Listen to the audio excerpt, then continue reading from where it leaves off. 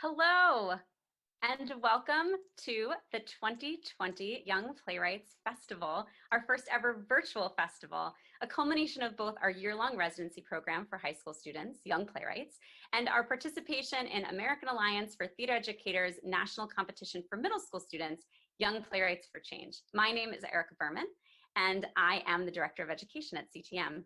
First, I wanted to thank our education sponsors for making this program and this festival possible. American Girls Fun for Children, the Elizabeth George Foundation, Great Dane Pub and Brewing Company, Dane Arts, Smart Motors, Wisconsin Arts Board, and our season sponsor, BMO Harris Bank. Thanks to Laura McMillan and Rismo for their technical support for this event. Thanks to all of our participating schools, our partnering educators, our CTM teaching artists, our directors and actors, and most of all, our playwrights. Our festival features short plays written by 8 students from 7 schools. There will be a 5-minute intermission.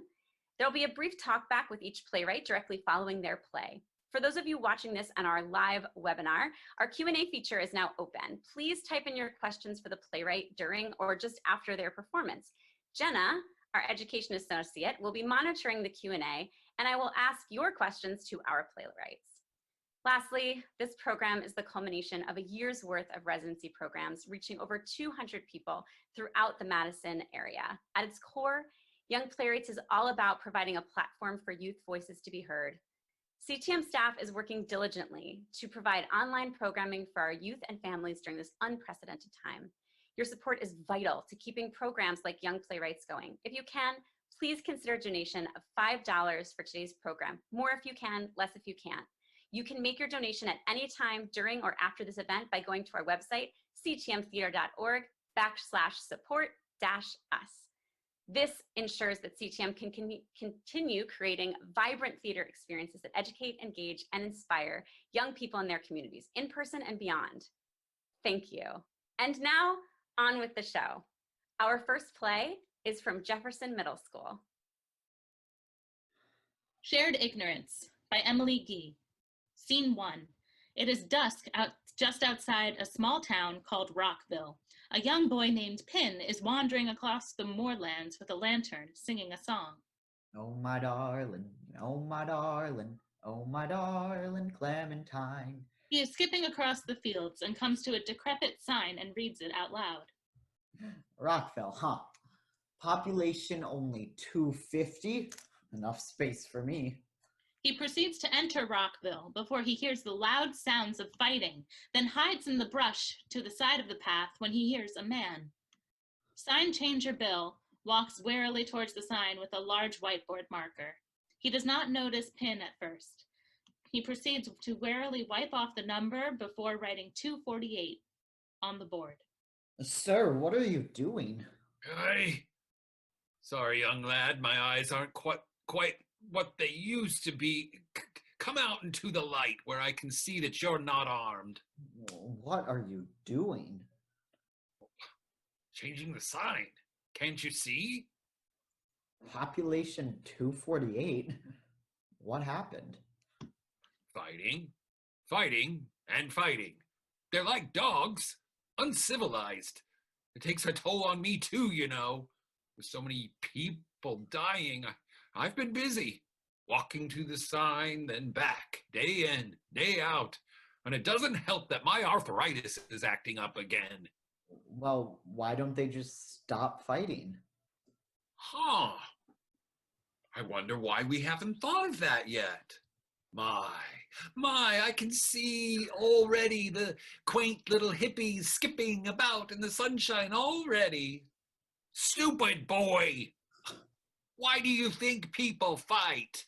To exercise? To create an economy not based on cauliflower? Tell me that you have never squabbled with your family before. I guess I wouldn't know. I've never had any friends or a family. I'm just roaming around, looking for a warm place to live. I'd work hard for any potential landlord, and I always clean up after myself. Hey, I know. Why don't I stay with you? I pulled the sympathy card. You have no one else to stay with? Nope, No one in the whole world. All right, but tend to my goldfish and never use the bathroom more than 4 times a day. You can sleep on the table. It has a good view. Deal. Deal. Bill and Pin walk off the stage into Rockville, Pin skipping along happily, Bill dragging behind warily. Scene 2. Bill and Pin walk inside Bill's house. It is a small, gray, damp, dilapidated house with many large tanks of beautiful goldfish. Outside is a gray, damp street with some gray, damp lighting and trees and a small, gray, damp, dilapidated sandwich shop across the street from Bill's house. The street is called Peace Street. Pin walks in, smells the air, and notices the goldfish. Wow. I see you have a hobby. Well, more like a dream gone wrong. Laddie, I had my hopes, my dreams too. My father was a professional cat breeder, and he tried to stifle my dreams as much as he could, bless his soul, but nothing could stop me from my true passion, goldfish. Well, what happened? No offense, but your current job is pretty far from goldfish handling. Well, I started my fishery, but the mushrooms and the blueberries arose, squabbling about issues, lighting fires against the government and each other. Nobody would want a Wait. goldfish when... Mushrooms and blueberries? What are they? Boy, I was telling you about my dreams just then. Don't interrupt me in order to know about these foolish political groups. The mushies and the blues are always fighting. They claim to be 2 political groups, but they're more like gangs now that the government has collapsed. Well, that's why Rockville is so dilapidated now. Them. They both say they are striving for better lives for the citizens. However, the hatred between them is so strong that the 2 groups never manage to cooperate, but rather take pride in their own issues without even considering another opinion. Well, what if one is obviously right? I mean, reality is reality after all. Oh, boy, you are too young to understand. Everyone has their own reality. Well, to cake lovers, the reality is cake is delicious. To cake haters, the reality is cake is disgusting. Problems in the world are like that. People should be allowed to have different opinions. We should trust society and the people themselves to be able to safely enlighten or sway the hurtful opinions. Oh, boy, it's time to feed the goldfish. Well, be a good lad and buy a few sandwiches across the street at that little shop. Daisy, she'll have salmon, but ham and cheese for the rest of them. Well, be hasty. Pin looks confused, but scurries out across the street to the sandwich shop. He enters the shop and walks up to the counter. Hello, young laddie. What can I get for you today? I think 16 ham and cheese sandwiches and 1 salmon. Living with Bill, huh? I swear he accounts for like 50% of our business. Yeah, he's a nice old man, though.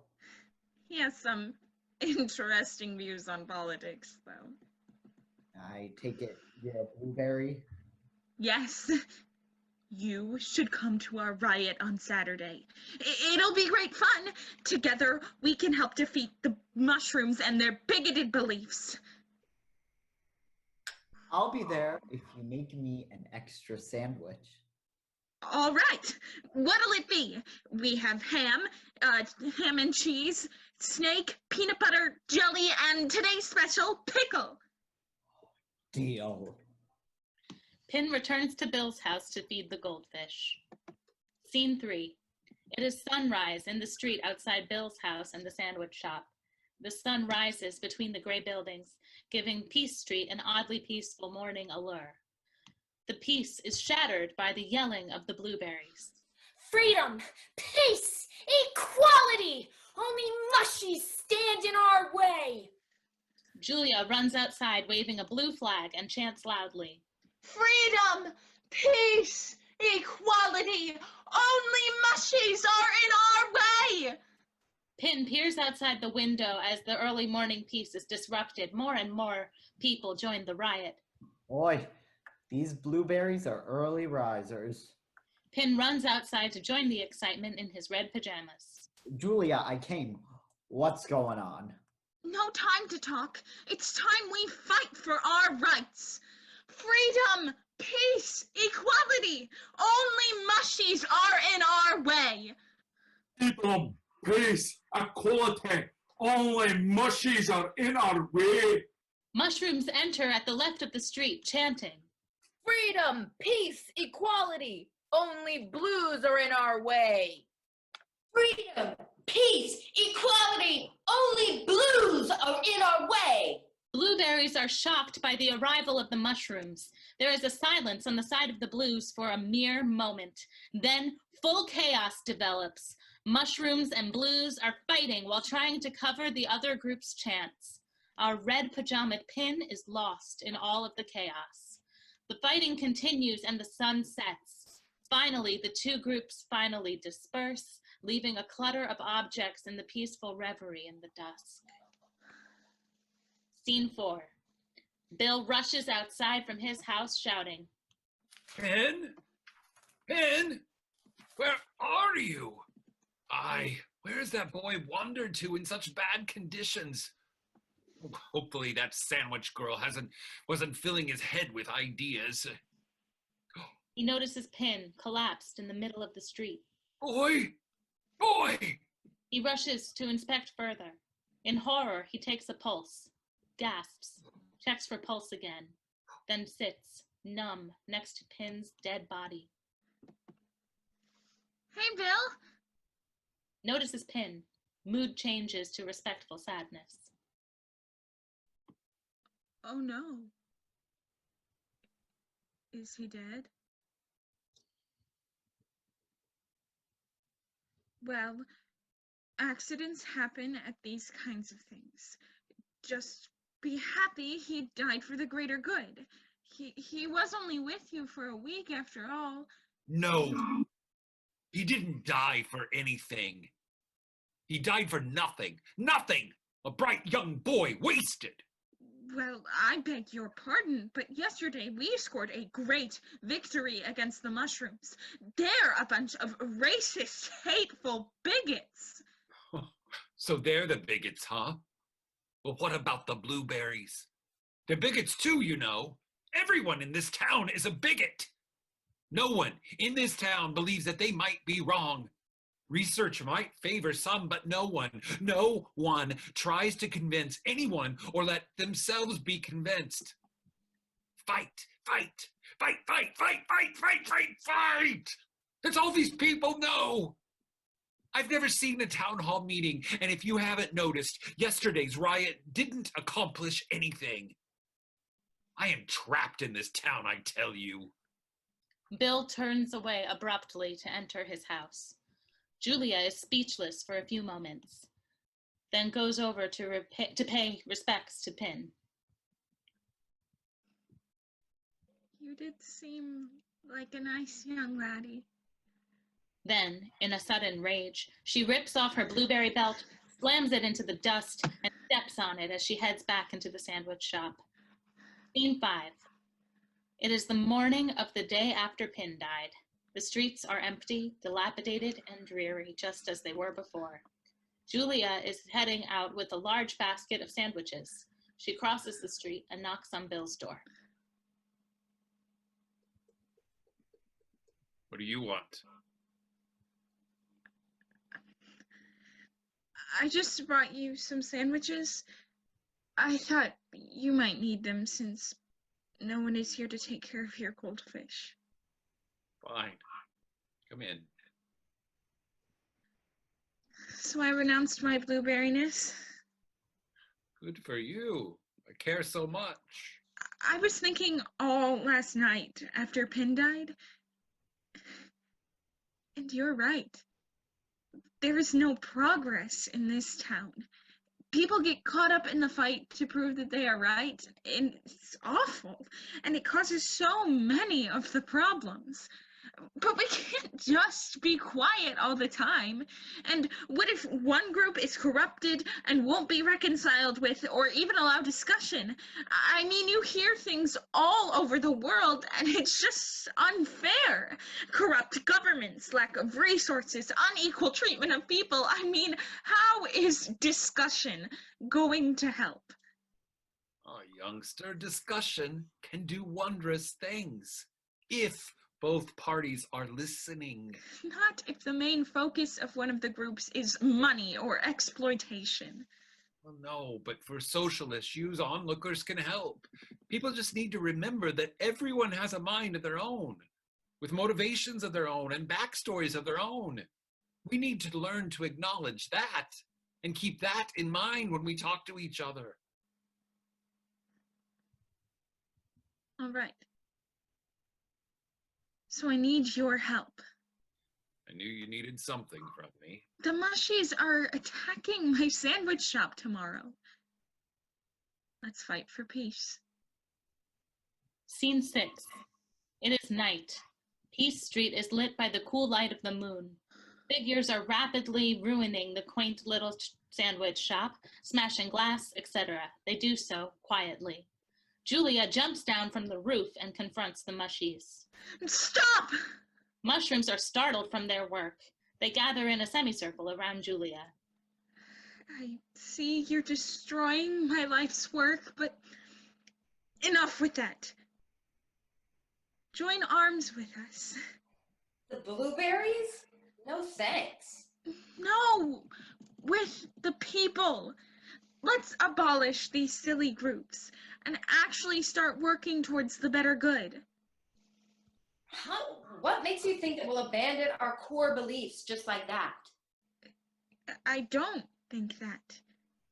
But as a peace present, I give each of you a prize-winning goldfish.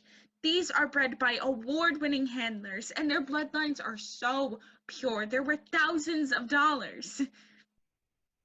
Bill hops down and hands everyone a goldfish.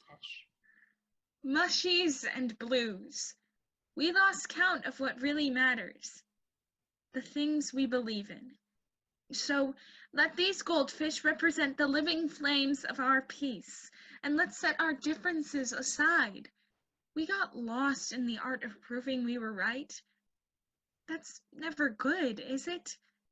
The road to a truly free Rockville will be tricky and painful. But I believe in us. Hear, hear. A stunned silence. The curtains close. End of play. And now we have our young playwright with us. I'm thrilled to introduce Emily, who wrote Shared Ignorance. Welcome, Emily. Hi. Hi. Emily, congrats. We have some questions in our feed for you. The first question was asking about any advice for someone who's writing their first play or one act. Was this your first play? And what advice would you give? I would say read some plays and also just start writing it, and then you can always make it sound better in the end. Great. What was your inspiration for writing this play? I was inspired by the prompt question which was, what would you take a stand for? And I was sort of inspired by how when some people take a stand, they can get so impassioned by what they're fighting for that they can sometimes view anyone that disagrees with them as an enemy. Yeah, absolutely. Are there a third and final question for you is, are there any authors or playwrights or even writers that really inspire you and inspire your work?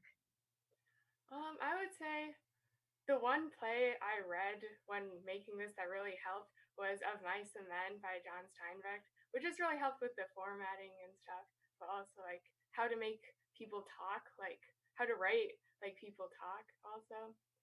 Yeah, absolutely. That dialogue, making it natural like you did. Well, Emily, thank you so much for joining us and congratulations. Thank you. Our next play comes from Edgewood High School. Est-ce que tu parles francais? Do you speak French? By Cecil Powless. Scene 1, the bedroom. Both characters walk on stage from stage right. Why did I just do that? Why did I even let that thought enter my mind? Why on God's good green earth did I even attempt that? Whoa. Take a deep breath and slow down. Walk me through what happened.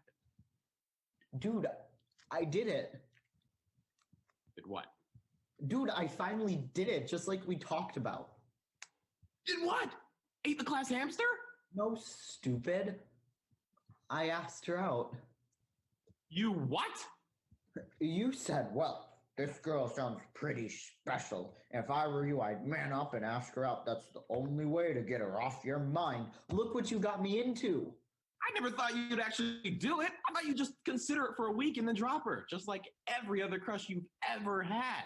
Excuse me? What about Josie from French? Doesn't that count? Oh, yes. Oh, I stand corrected.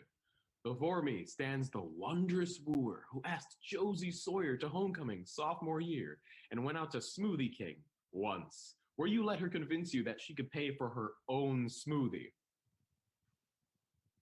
Yeah?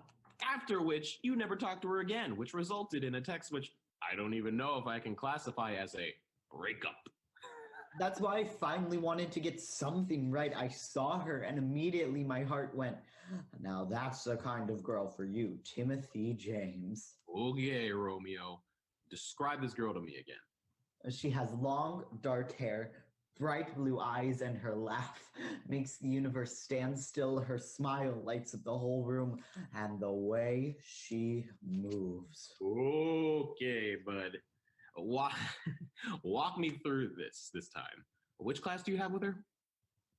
French. Second floor, fourth period. Okay. Describe the daily interaction you have with Miss Universe of 2019. Let's see if there are any obvious signs of interaction that would hint at you two being a good couple. Each day, she walks in slowly, but with purpose. She pays no attention during class and eventually puts in her AirPods, lays her backpack on the floor as a pillow, and dozes off. This is the girl you're hopelessly in love with? Isn't she amazing? There are so many fish in the sea and so many girls in this school. Why does this always have to happen with a girl from French class? French is the language of love. Man, you and your feels. Listen, everybody goes through the whole crush phase. Most of us did in middle school. Now you're a bit of a late bloomer. But you should be out of it in no time. It seems like it'll never end, though, and it was even worse this time. It got so bad, I even journaled about her.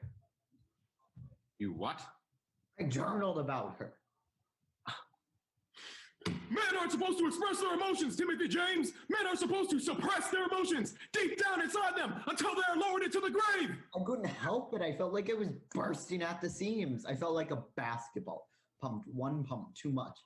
I had to get it out somehow. Well, I guess you certainly did get... Jack catches sight of the journal lying slightly under the bed. Is that it? Oh, no, really. That's my physics notebook. Physics really has been so troublesome lately. Let me see that.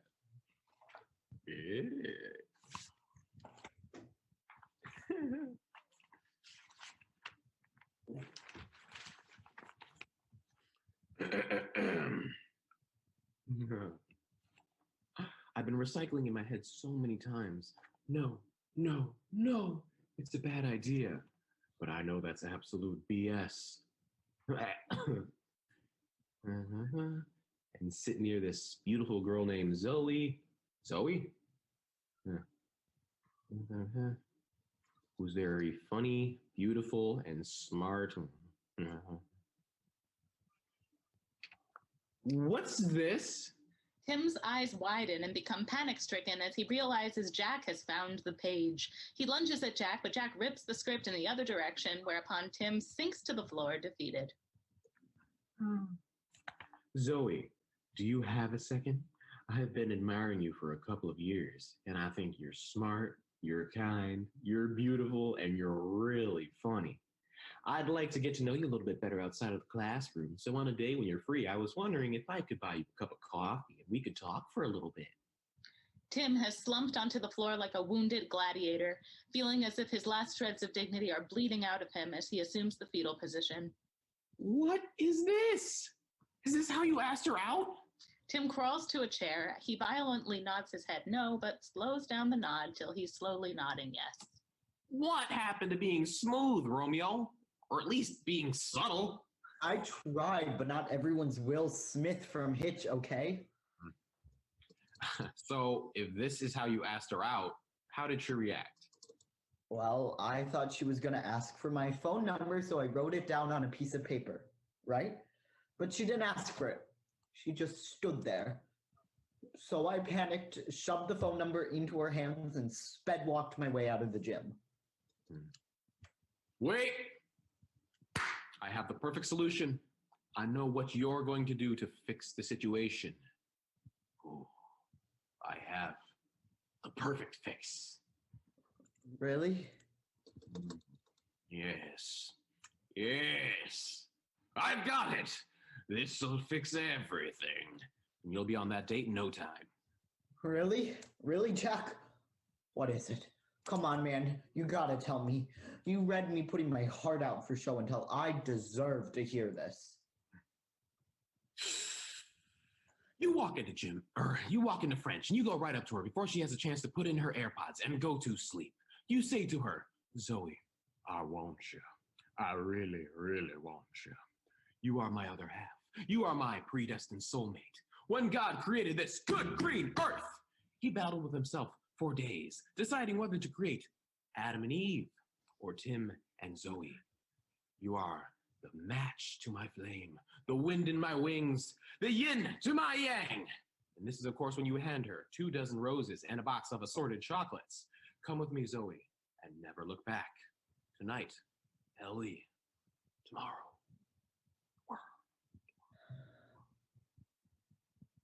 You really think it'll work?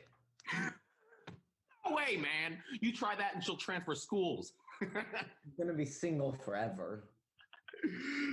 It's okay, man. No, it's not. This is so embarrassing, and now I just feel terrible about myself. It's okay, Tim. Really, really is. Don't put the world on your shoulders, dude. You were honest, upfront, and authentic. Honestly, it really could have been a lot worse. It's really not that big of a deal. So maybe she doesn't call you. Maybe she doesn't go out with you. Maybe she doesn't feel the same way. So what? Big deal. At least you know. Really? Yes, dude. Better an oops than a what if. You laid your cards on the table and did the best with the hand that you were dealt.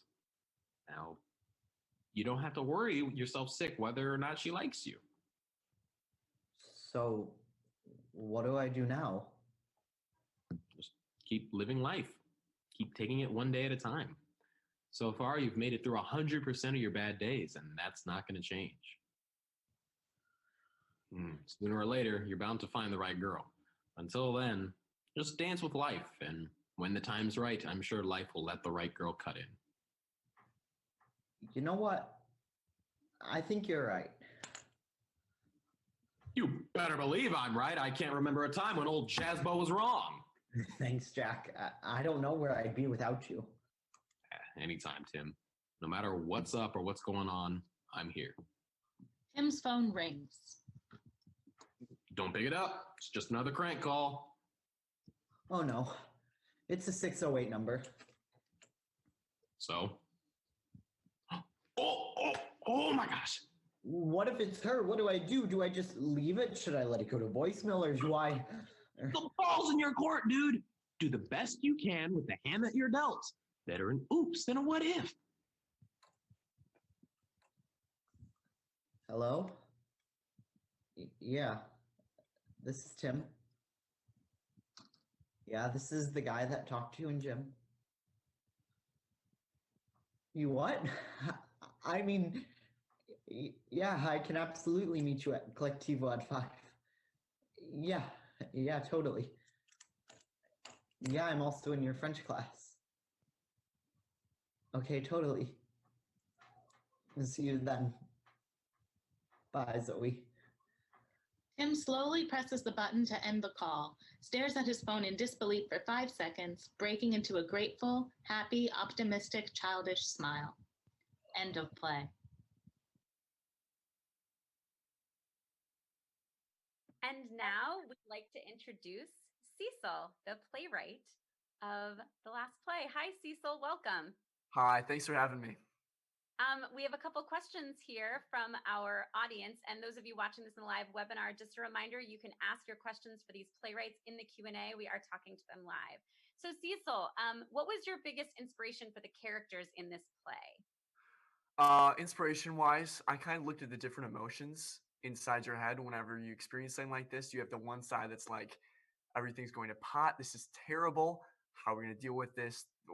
This is going to be a mess. And the other half, which is, take it easy, take a deep breath, everything's going to be fine, just go easy with it. Great. How long did it take you to write this play? What was the writing process like? The writing process, the hardest part, which was about a day or two, was just getting ideas down on paper. And you kind of got to hold off on the critiques with that just to get material on paper. And from then on, for about a week or two, it was just going back through it and refining it and editing it and really trying to bring out what you liked in it. Great. Our final audience question is about any thoughts on the acting and directing. I know that you were able to see one of the rehearsals. So what was that process like, being part of the rehearsal process as a playwright?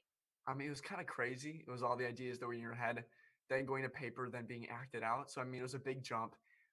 The actors were fantastic. The directing was fantastic. It really brought out what I liked and loved about the play. And it was just overall like a really unique and fun experience that I was very happy to be a part of. Great. Well, thank you so much, Cecil, and congratulations. Thanks so much. Our next play also comes from Edgewood High School. Enjoy. Blackout by Tessa Parisi from Edgewood High School.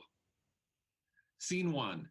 The setting is the 6th floor of a major hospital in eastern Colorado at noon on a Friday in the middle of summer. It's a quiet day on the pediatric floor. A nurse comes out of a patient's room, dispensing hand sanitizer and shaking the excess off. Another nurse comes out of a different room doing the same hand sanitizing routine. They sit at their desks and sigh. They both look tired as they drink the last sips of their coffee.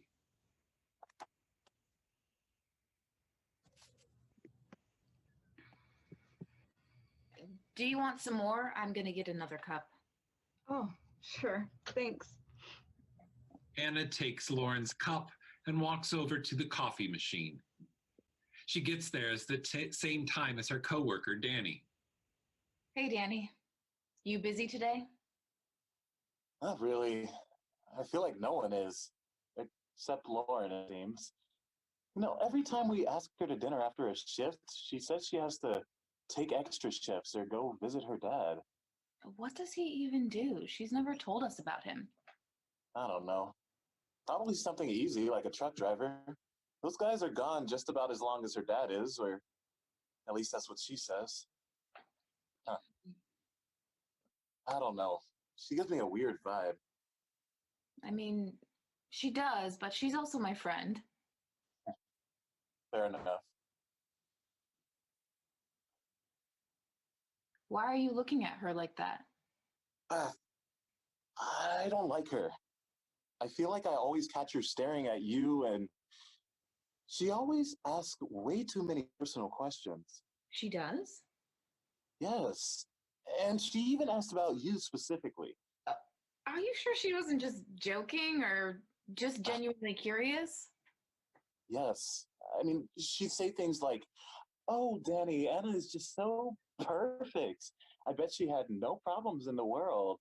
You, on the other hand, do you have a perfect life? Where did you grow up? Did you have friends growing up, or were you the weird kid?" She's just being friendly. Let's agree to disagree. He rolls his eyes and shuffles away. Anna walks back to her desk and sits down. Lauren, I like your necklace.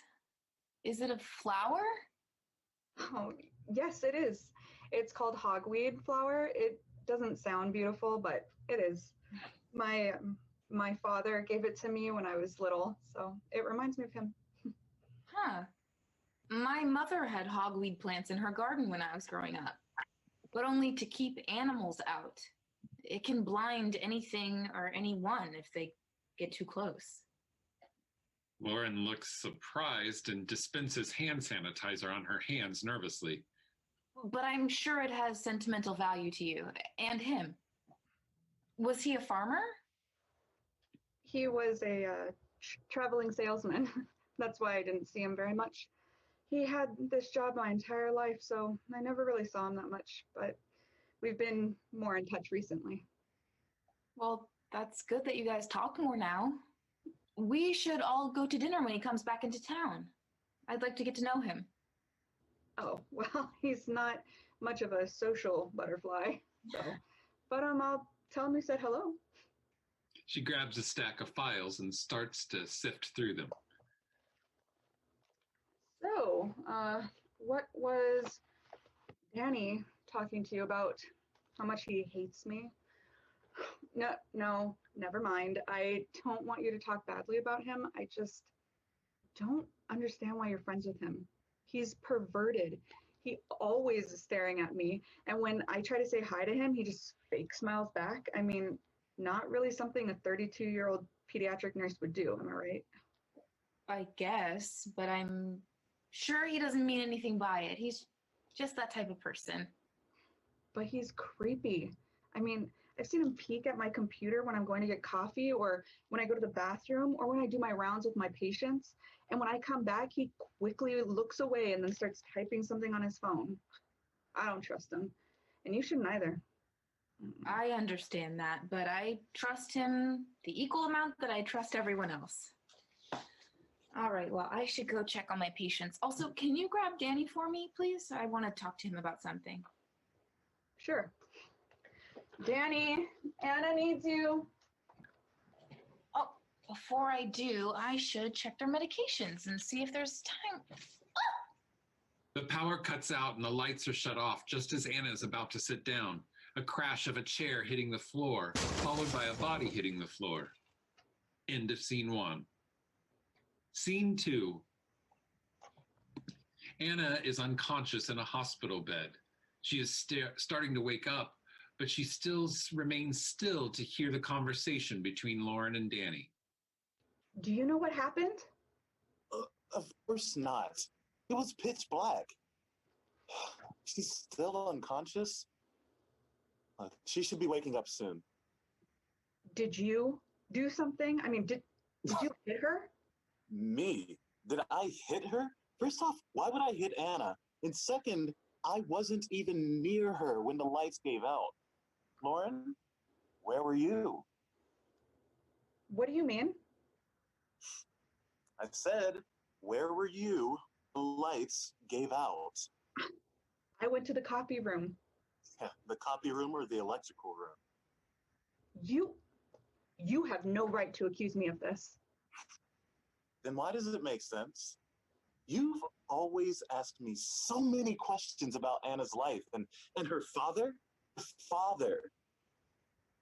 What about her father? Her father has no importance in my life. But you? Always creeping around and asking too many questions.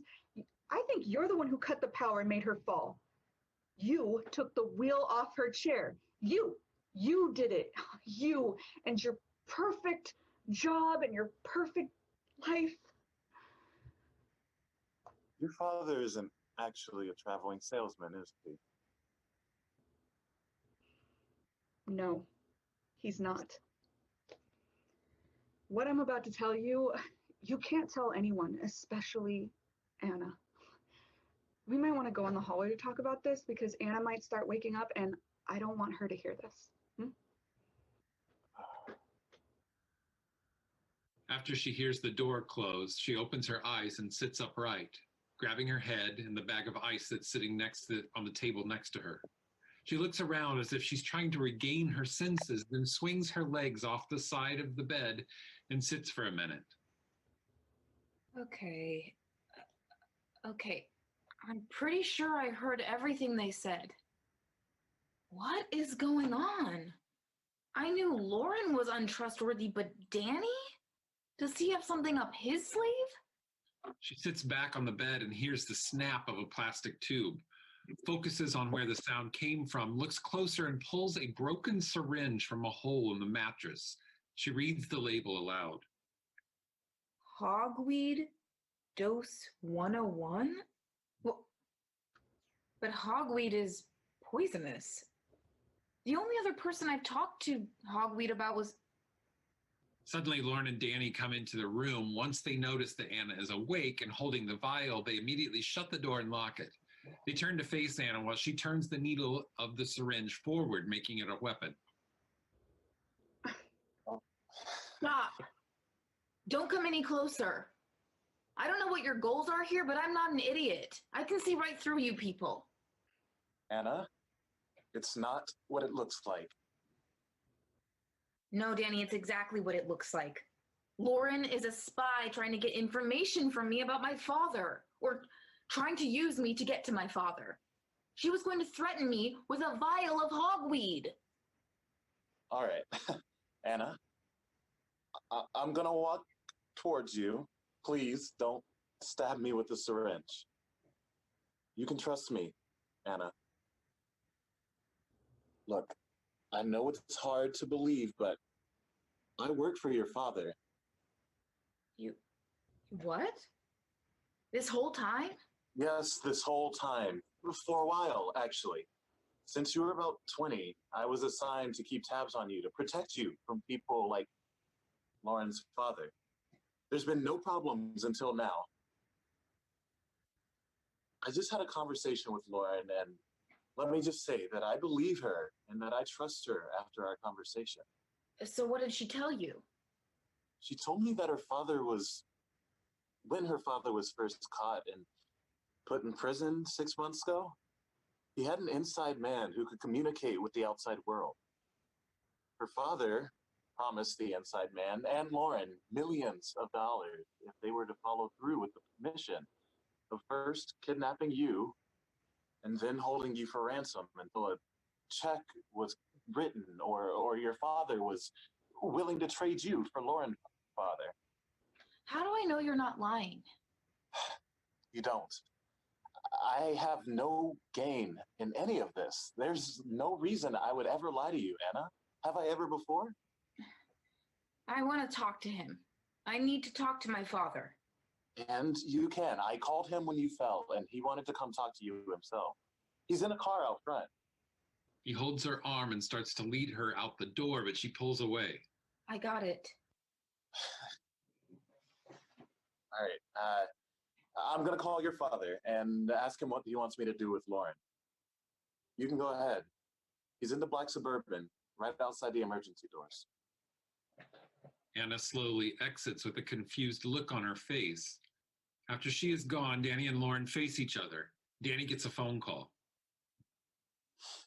Hey, boss.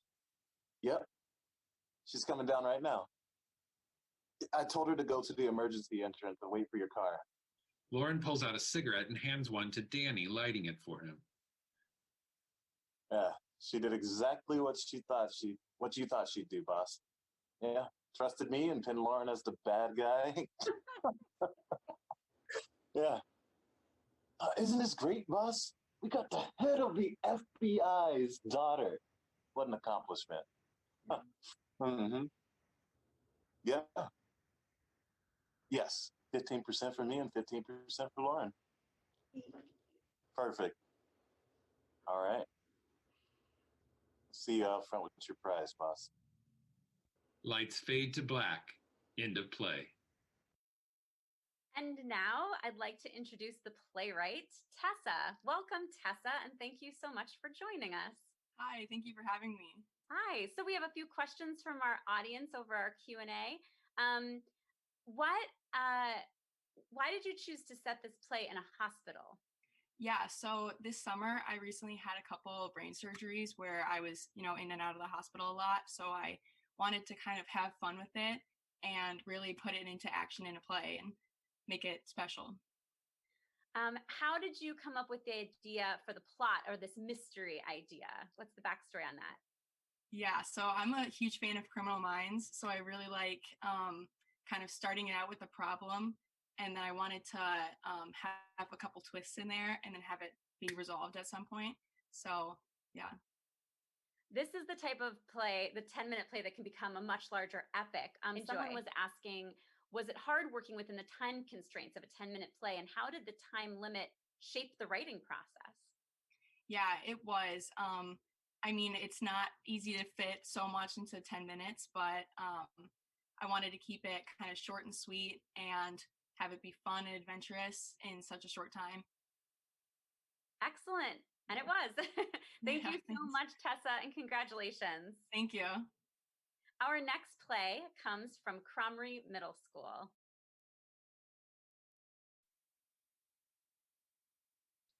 We Deserve to Be Lucky by Margaret Tate from Cromery Middle School. Scene 1. Mr. H and his students are sitting in a tense and uncomfortably quiet 8th grade classroom, discussing emergency procedures in response to a shooting at a neighboring school. We are very lucky to be in a classroom where the police station is only blocks away, as well as fortunate to be in a classroom on the floor of the building. Are you telling me that we should jump out a window if we were in a...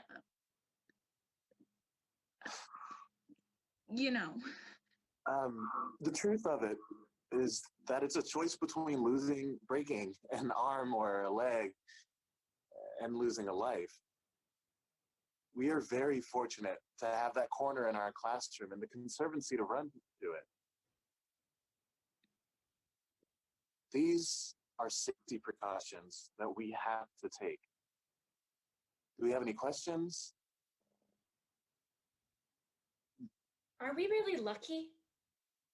Shouldn't school be for learning? Well, of course, school is for learning. This is just something we have to do.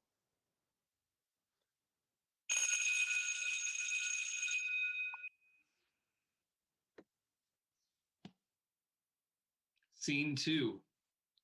Jenna and Mrs. Reith and Layla are in the car, listening to the radio as they drive home from school. The community of Marlborough River is grieving today after the unfortunate event at Crossroads Middle School. As I'm sure you've been informed, there was a shooting there just this morning. 3 left dead while 4 hospitalized. Turn this off? Services will Yes, continue of after course. school. Well, why are people in Mulbriel grieving? Jenny is in middle school too, Mama. Is she going to be grieving? No. It's going to be okay. I promise. I promise. How do you know, Jenny? Do people grieve for pre-Ks too? Are my friends safe, Jenny? Layla, listen to me. It's going to be okay. I promise you, I will make it okay. Scene 3. Jenna and Bailey are walking home along a nearly empty neighborhood sidewalk as leaves crunch under their feet on a crisp fall day. Hey, Bailey, what did you think about the talk about, the new safety precautions for, Oh, yeah, those.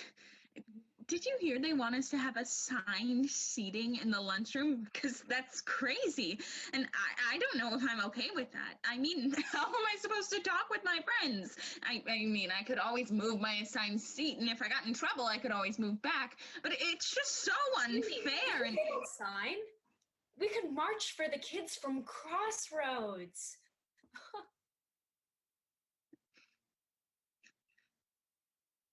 No offense, Jenna, but we really don't need to march. I mean, it's not like it happened to us. But Bailey, it could. Does it never cross your mind why they tell us about emergency escapes and stuff at school? I know it's scary, but telling yourself it won't happen doesn't make it any less likely. I'm gonna go. I'll see you tomorrow. Jenna walks away hurriedly, obviously upset about how inconsiderate Bailey was. Scene 4. Jenna and Mrs. Reith are in the slightly outdated kitchen in their home as Mrs. Reith cooks a hearty fall meal. Mom, I was wondering if we could maybe go to, there's this march in Montreal. Oh, honey, I don't know. I would love to go and support this community, but I guess I'm just a little nervous about the safety of the event. You understand my But Mom, concern. I really want to go. This is important. Hello, Jenny. How was your school? It was pretty... Here in my school, we talked about following directions and how following directions keeps us safe in dangerous situations, like at Crossroads Middle. Layla leaves the room distracted by a television show in the next room. Mom, at this point, I'm not doing it just for myself. I'm doing this for Layla, and for Bailey, and for all the other students at my school. Layla deserves to be coloring and learning, not worrying about shooting at her pre-K. Students in my class shouldn't have to spend time talking about how lucky we are to have the police station close to our school or woods to hide in. What would be lucky if students like me and Layla could go to school unafraid and not have to worry about which closet to hide in case of a shooting. But instead, which homework assignment is due next period. A school is a place for learning, not shooting. I intend to go to that march tomorrow and stand up for what you and I both know is right. Well, I guess that settles it. We are going to the march tomorrow. Scene 5. Jenna and Mrs. Reith are on a busy town street in Montreal. People crowd every inch of the road and signs seem to go on for miles. Chants can be heard from every direction, and groups of people crowd around the suffering families of the victims. Everyone is gathered together for one cause, and there is a strong sense of power and belonging. Honey, I am glad we are here. I'm proud that you convinced me to come. Maybe supporting this community is worth the risk. You and your sister's safety is so important to me, and I will do anything to keep you safe in school. I guess it just doesn't feel like I'm making a difference. We're making a stand and supporting Montreal, but is standing here holding these signs really protecting me and Layla? Well, Jenna, I guess if you really want to make a difference, you have to reach the people who have influence over the rules in the world. What you have to do is write a letter. That is how you really make a difference. Layla enters the stage next to her mother and sister, accompanied by Bailey and Mr. H. They all stand side by side. Mr. H hands Jenna a notebook and Layla hands Jenna a pen, while Bailey gives Jenna a supportive hug. A group of protesters gather around a determined Jenna and her family. Finally, the lights brighten over the group, setting a new mood.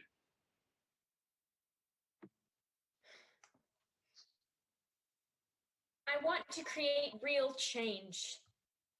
I will march, I will write, I will find my voice. I will not stop. All I want to do is make sure that everyone knows that I am not lucky to be in a school next to the police station with a forest to hide in. We would be lucky if the only thing we had to worry about in school is whether or not we are getting the best out of our education. I should not have to be afraid to send my kids off to school every day. I should be teaching my students how to improve their writing, not how to escape a shooter. We should be worrying about tests. And homework. Not active shooters. We deserve safety in our school. For our children. For the next generation. For our future. And our friends. And our family. For our communities. We deserve to be lucky. Blackout. End of play.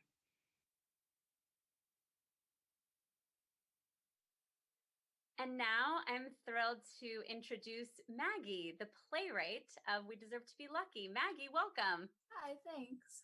Hi, thanks for being here. I would love to know what inspired you, and by I would like to know, one of our audience members also would like to know and ask the question, what inspired you to write this play about this really emotional topic? This play was really inspired by my life, and I'm sure the lives of lots of other students, because this is really a subject that, you know, is a really prominent thing in our life. So I pulled a lot of inspiration from that. Yeah, someone asked, was it hard to write for this topic? It is such an emotional, difficult topic. And did you find that challenging? How did you navigate that? Yeah, that was a really difficult part of writing this piece, but I also think even though it's difficult, it's really important to write about and hear about. So I think that really inspired me along the way to keep going. Great. And since you are one of our Young Playwrights for Change writers, you were given a prompt to inspire this play, whereas our young playwrights, our high school playwrights, are not given a prompt. So what was the seed of the idea when you heard the prompt to then writing the play? What was that kernel of an idea? Well, actually, last year I wrote a persuasive and opinionated article about gun control in our schools. And I think that really gave me a lot of background information and really like started the spark for what turned into this play. So, yeah. Great. Well, Maggie, thank you so much for this play and congratulations. Thank you. And now we will take a brief 5-minute intermission. During the break, please consider visiting ctmtheater.org/support-us and donate what you can to CTM. We appreciate it. See you soon for more of our Young Playwrights Festival.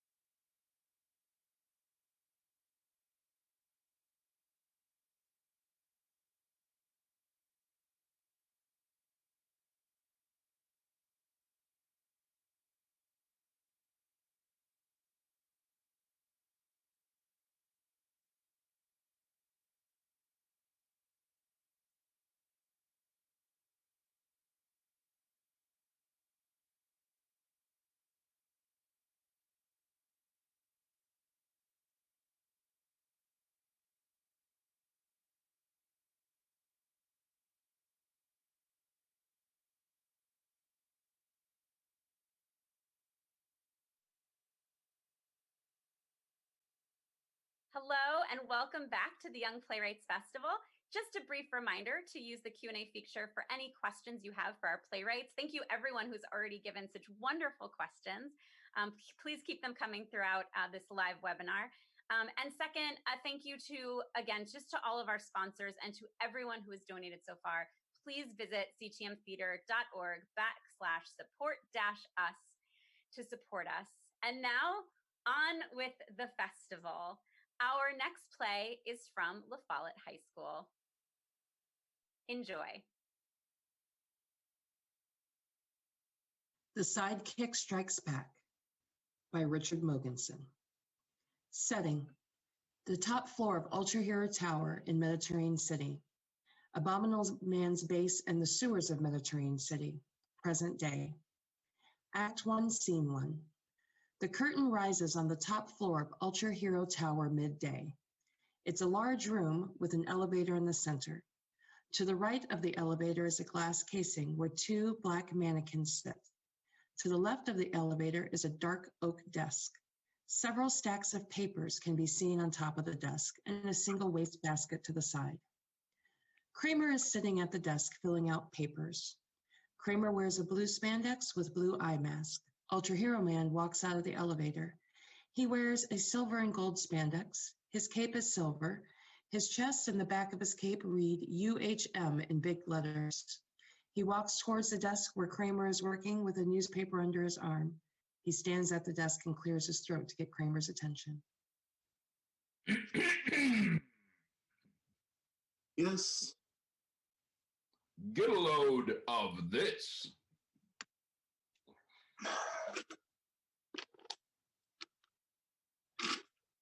Ultra Hero Man defeated Abominable Man once again in Capitol Park, saving a group of elementary children.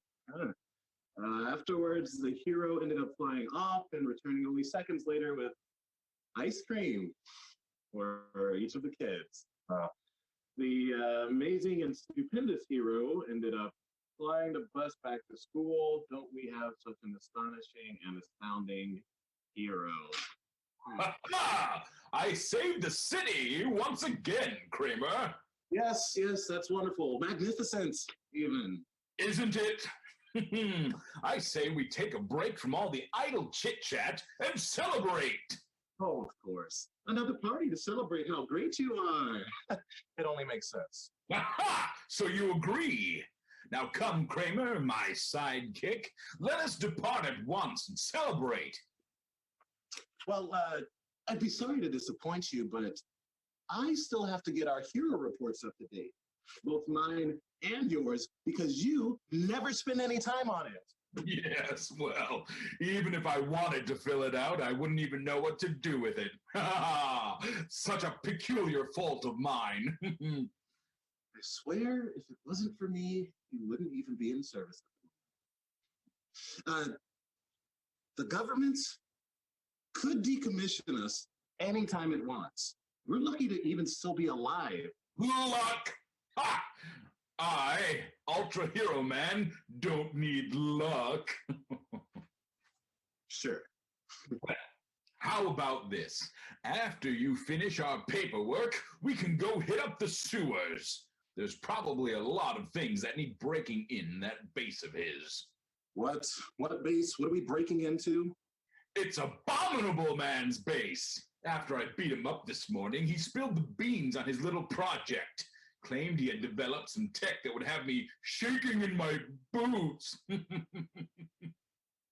No. I'll try hurrying up now so we can get to it. Or we could go right now. What do you say? No, I need to get this work done for the both of us and save our asses. Of course, now that the work is going to have to increase after your fight with Abominable Man, each and every battle results in major collateral damage. You know, you'll need to work on some self-awareness. Come on, it'll be just fine. Remember the battle with the Desecrator?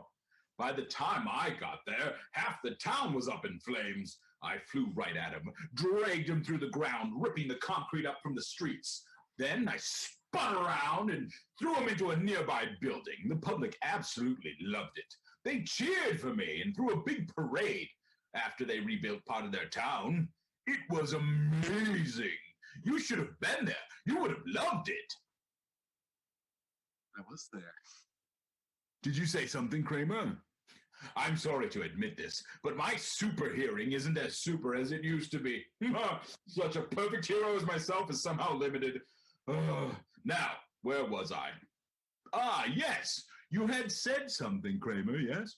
I was there. I was the one down there trying to stop the desecrator.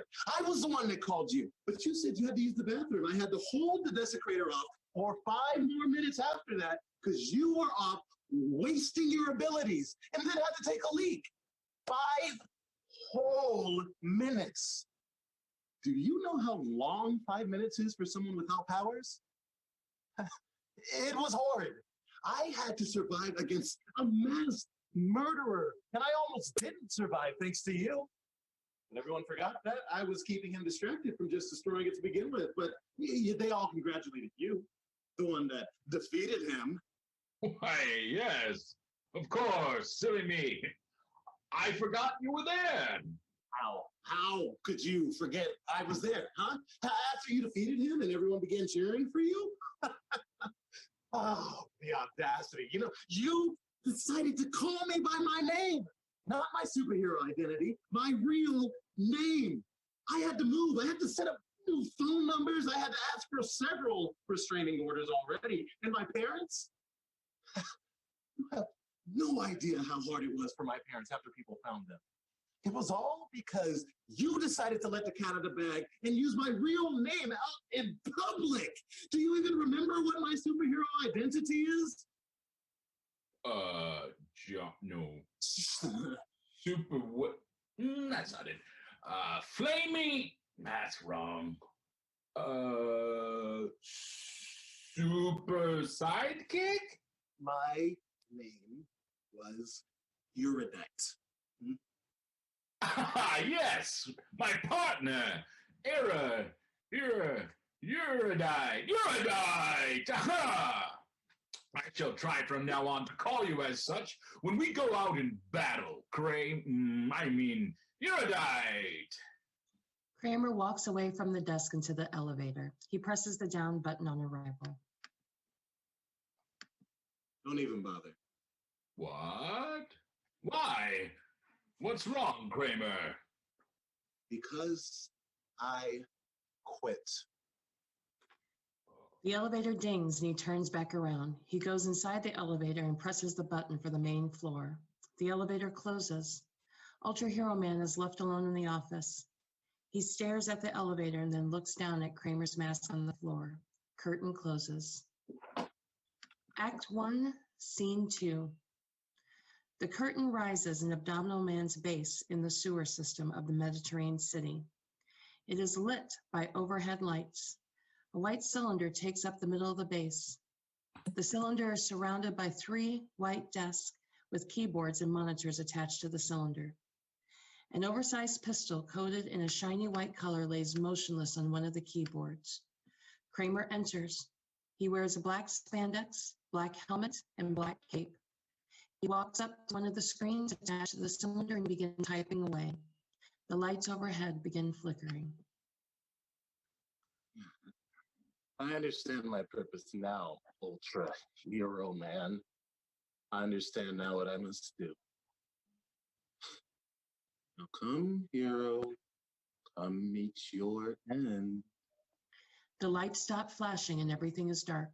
Ultra Hero Man enters. The light returns back to normal a few seconds later. Kramer has yet to notice him. So it happened again. Abominable Man, your tech is ridiculous. You're supposed to have something that can destroy the world, and it doesn't even work right. God, I'll have a talk with you after I kill.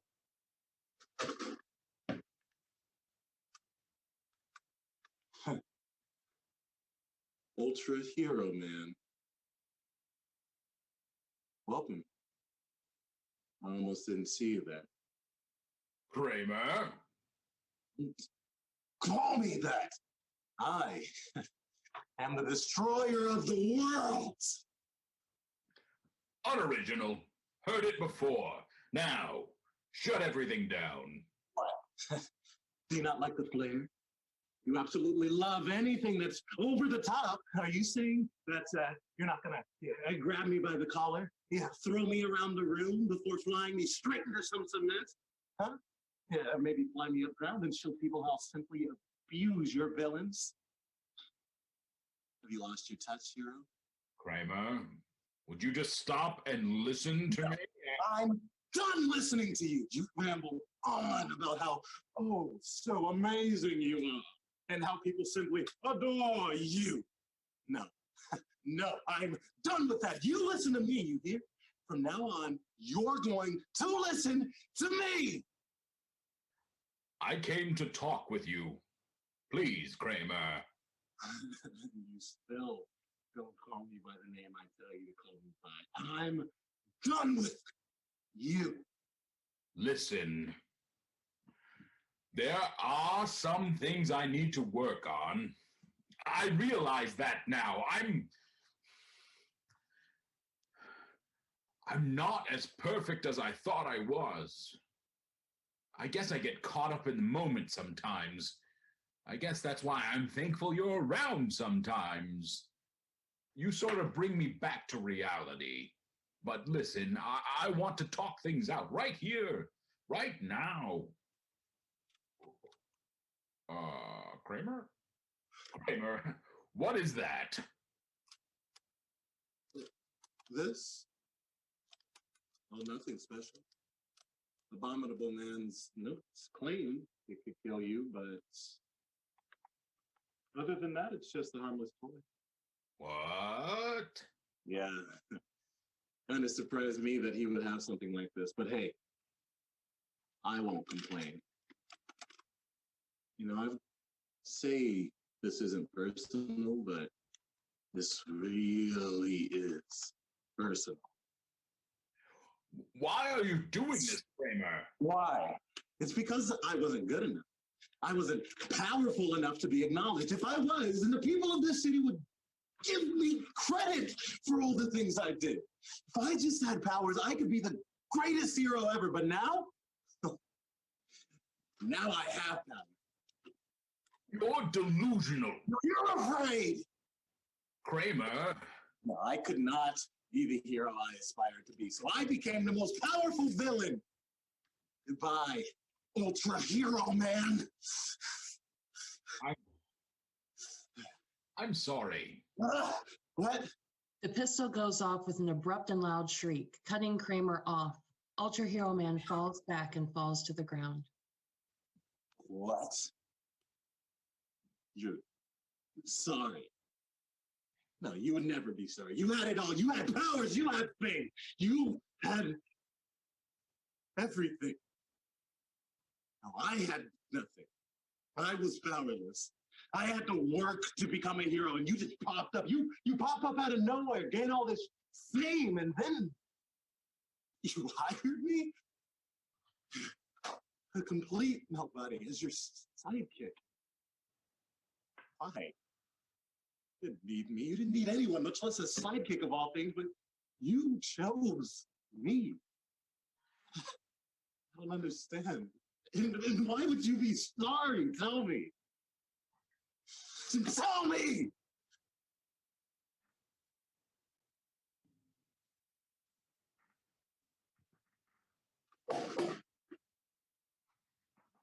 I killed you. Oh God, I killed.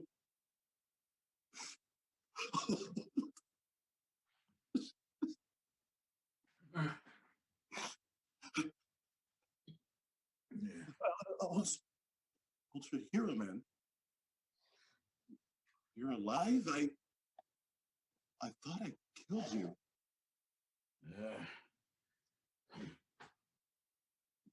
Paralyzed, I think. Paralyzed? Then the abominable man's gun failed. So it must have. Listen, Ultra hero man, I'm John, Call me John.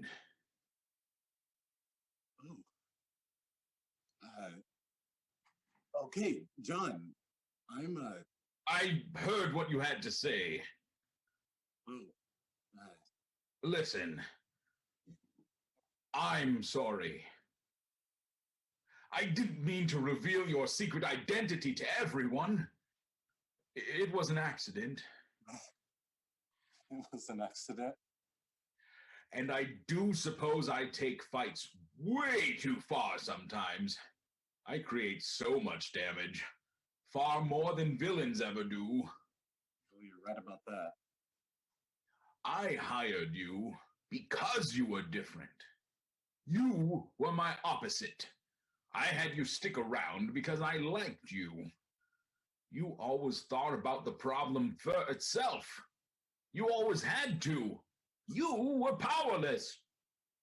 And your way of thinking, it made me appreciate the people. You keep me in touch with the people of Mediterranean City. You keep me down to earth once in a while when I go overboard. Even if it takes time to get the hang of it, like diminishing collateral damage. I admire you. Hold on. John. Huh. You really admire me? Yeah, I do. Thanks. And I forgive you. Thank you, Kramer. So, what now? I was thinking of resigning. What? No, you can't. You absolutely cannot resign. I'm just not what this city deserves. I'm not the hero it needs. I destroy parts of the city. And you're absolutely oblivious to how people feel and what they think, like me. Exactly. You've seen firsthand about how bad of a hero I am. So in order to protect you and the city, I'll resign. No, I absolutely not. You might have your flaws, but you can't resign. You fight the fights that people like me can't. The city needs you. The people need you. Besides, it's not like you would be able to resign if you wanted to. Huh? Why is that? Well, you would need to fill out paperwork. Oh. But still, you're a good person who's doing things that others can't sometimes. Then what should I do? How about this?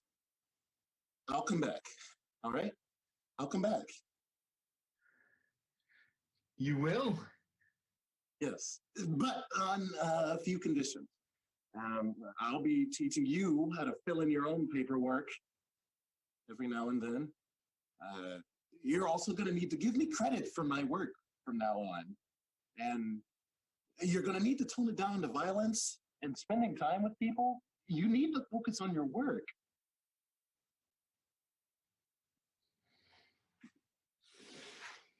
All right. I think I can do that.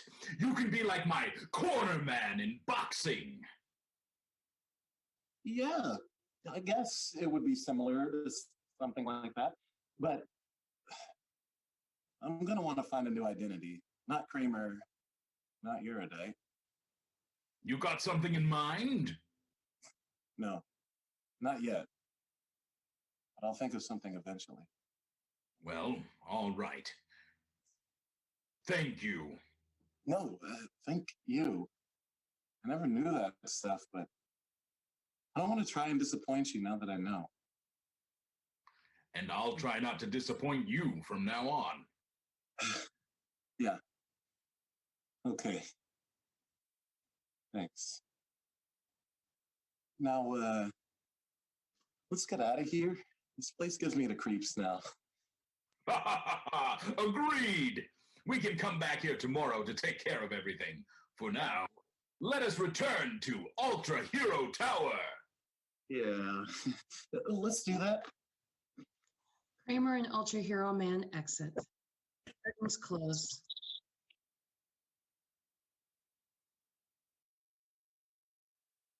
Our playwright Richard was unable to join us today, but he has answered some prepared questions that I would like to share.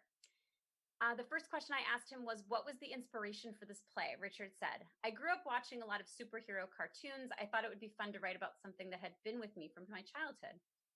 My second question to Richard was, what do you love most about writing? And he said, I love being able to create a world and story. I don't necessarily write with the intentions of other people reading it, but rather for the joy of being able to bring a whole other world to life. And lastly, I asked Richard, how has this experience of young playwrights shaped you as a writer? And Richard said, the festival has given me a good opportunity to show off my writing skills. The chance of being able to write a play was also a very fun experience in itself. So thank you so much to Richard for his play. And Richard, congratulations. Our next play is from Horizon High School. Hey Dad by William Adams. Scene, Thomas talking to his dad's grave. It starts with no one on stage, just a grave. The boy comes out and sits down right in front of the grave. I don't really want to be here, but I'm forced to be here. My therapist told me it would be a good way to get my emotions out.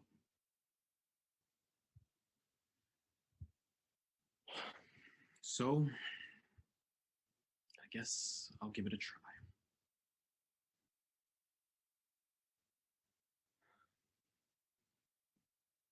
I'm mad at you.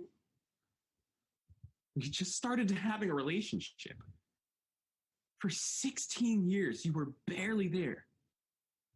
I would see you 3 times a year at most. Did you think I was better off without you? Is that why you distanced yourself from me? I needed you. I grew up without you, and everything you should have taught me, Mom did. Mom taught me how to shave, tie a tie, ride a bike. She taught me how to grow and helped me when you didn't.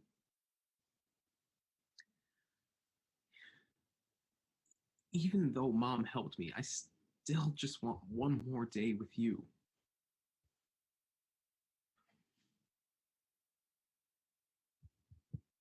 I just want a hug.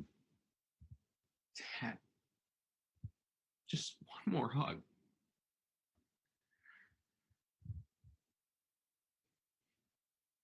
Things got bad after you died. Why did it have to get so bad?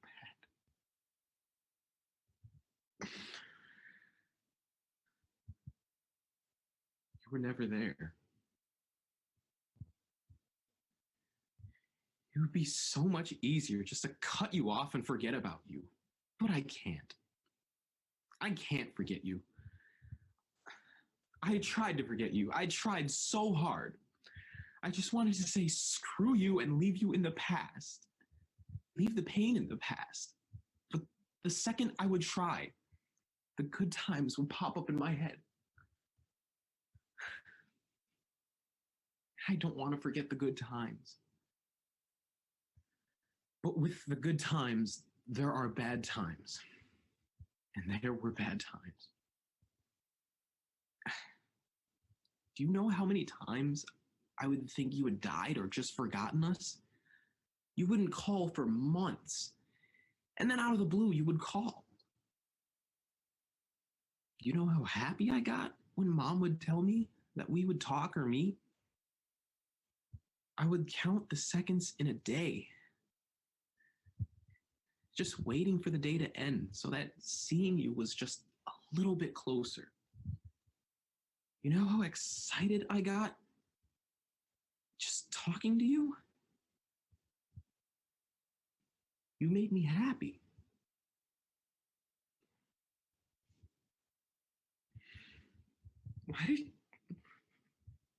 Why did you have to do this to me?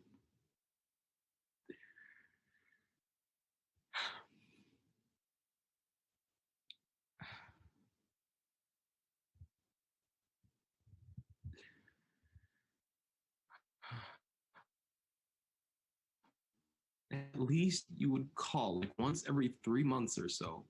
But after a year of not hearing from you, I thought you just didn't want to see me anymore. I would think about what I did to make you leave, replaying the day over and over again, just trying to figure out when I messed up to make you leave. And then randomly you called Mom and said that you had been in prison and got out and wanted to see me. Now thinking about it, I probably should have had some red flags ticking off in my head. But I just wanted to see my dad. Then when I saw you, you said that you had messed up and wanted to fix your life. And for a bit you did. That was the first time I saw you try to improve. The thought of having you made me happy. But it turned out just to be a thought. Just a thought of a happy life.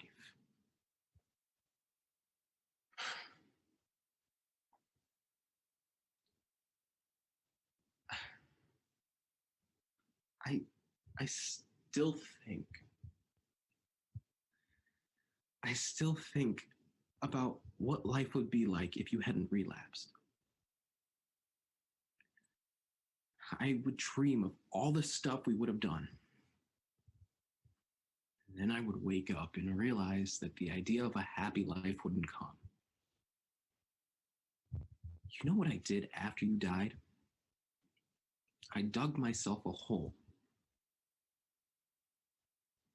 Each day that hole got deeper and deeper until it looked like I would never get out.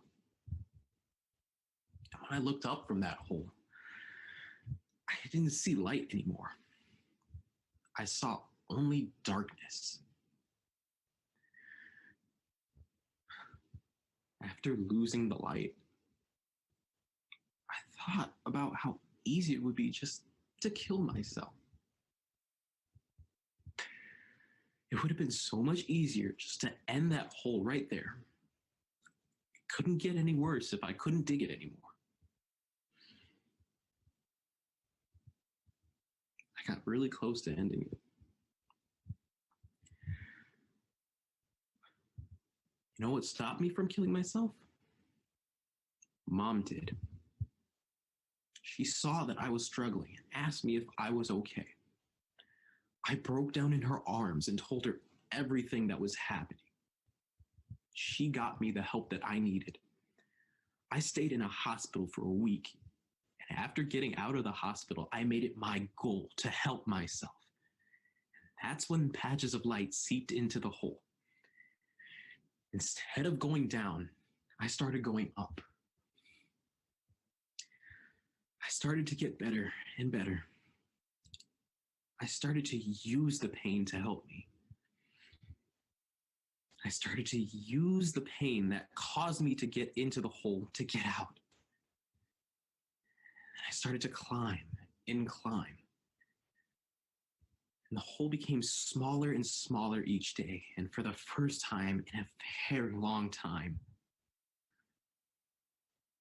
I became happy.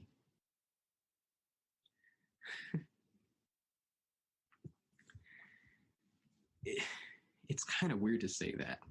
I'm so used to being sad that happiness is a weird feeling that I never want to lose.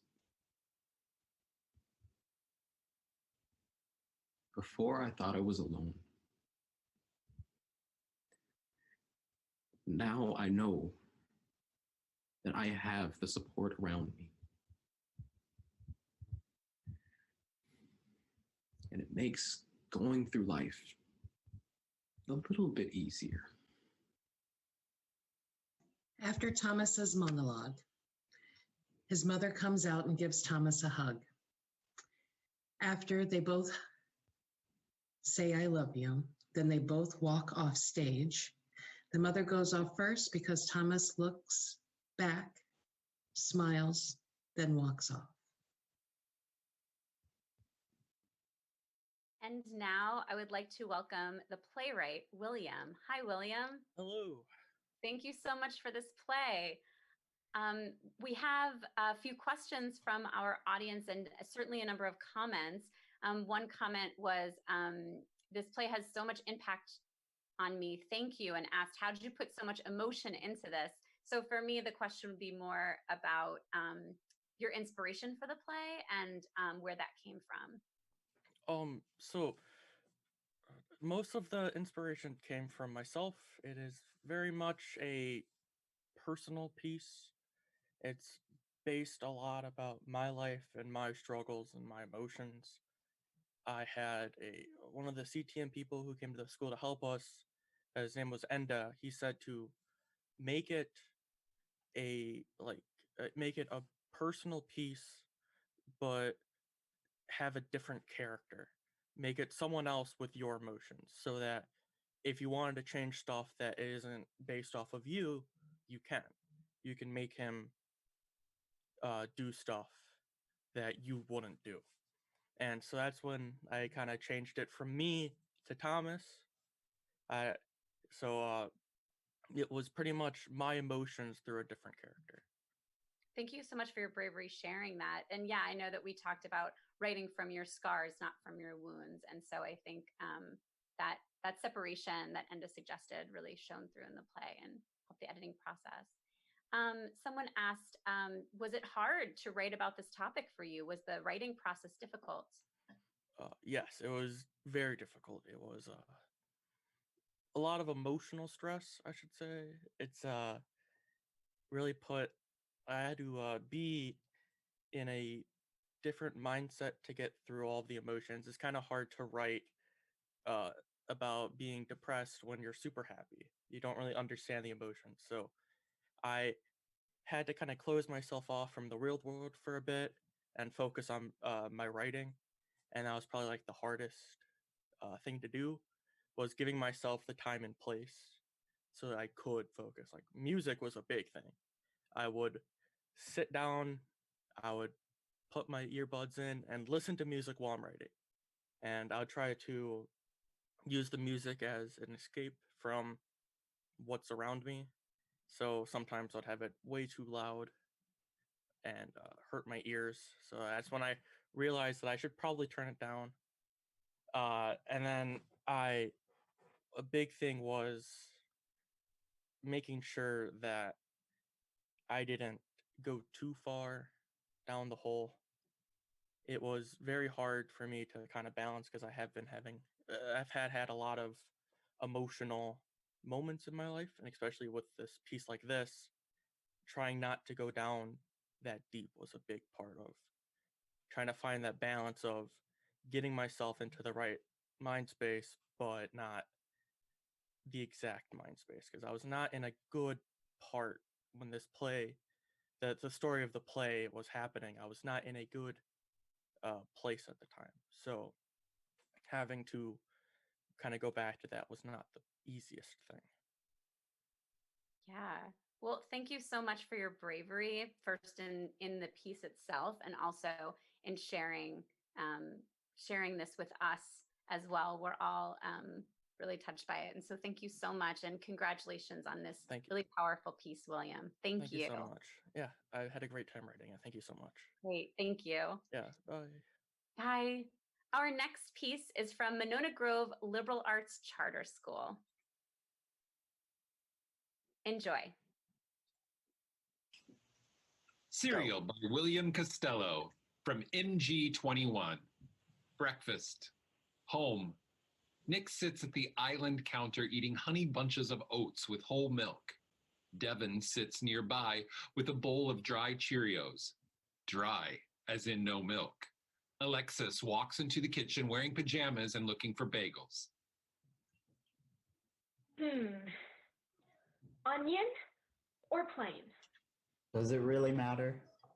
Of course it matters. Do I want to risk bad breath for a good bagel or stick with the plain? It's really not my problem. Alexis turns to the back counter and puts down the bagels. Nick, what do you think? I don't know, Alex. Why don't you just have cereal? No, all the stuff we have is gross. Don't call me Alex. What? It's just, you're the same with salads. Here we go again. Nick, you've got to drop this cereal and salads argument. Cereal is a salad, and I will change your mind. Nick, I'm too tired to deal with this right now. Do I need to present the facts again? Nick, stop talking. Fine. Be that way. Alexis drops the bagels in the 2-slice toaster and pushes down the lever with a satisfying ka-chunk. Alexis leans back on the far counter and pulls out her phone. Or just hear me out. It's a mixture of specified ingredients served with a dressing. That's what a salad is. Cereal isn't salad. Really then, why don't you defend your argument? Fine. Okay, first off, what about Devin? He eats his cereal dry. Please leave me out of this. Some people don't like dressing. It gets all mushy and I don't like that. Second off, salads are made with lettuce. What about fruit salad? Or potato salad? Egg salad? Bean salad? Quinoa salad? That still doesn't make cereal a salad. Really then? Prove it. Alexis puts down her phone on the counter behind her and stands upright. The wrathful look on her face strikes fear into Nick. The smug look on his face shifts into a confused eyebrow raise. Alexis prepares to deliver the final blow. Would it be normal to serve a bowl of Fruit Loops before a steak dinner, Nick? No.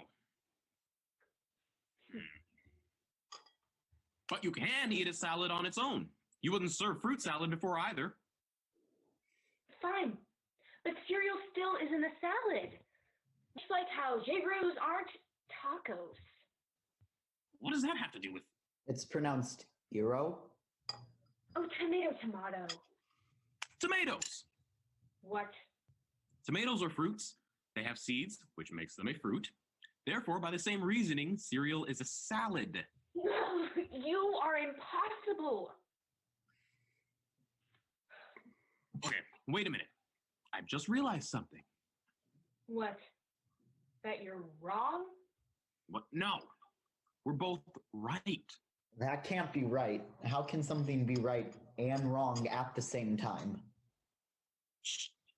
Tomatoes are biologically fruits, but culinarily treated as a vegetable.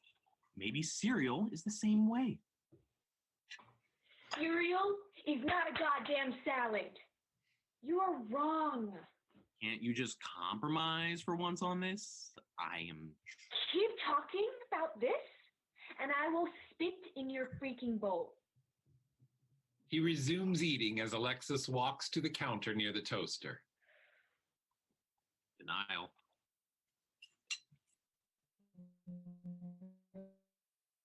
What did you just... Screw you, Nick. Why can't we just get along? How can we get along when all we do is argue? You're always correcting me, and I'm sick of it. I mean, not always. That's exactly what I'm talking about. I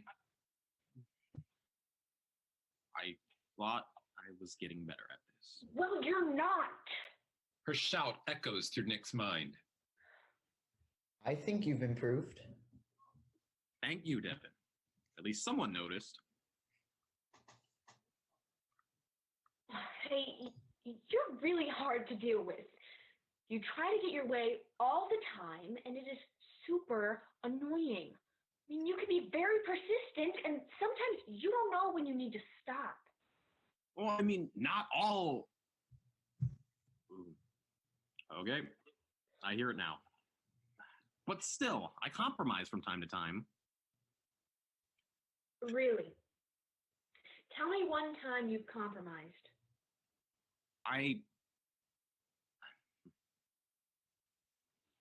I'm sorry for the way I behaved.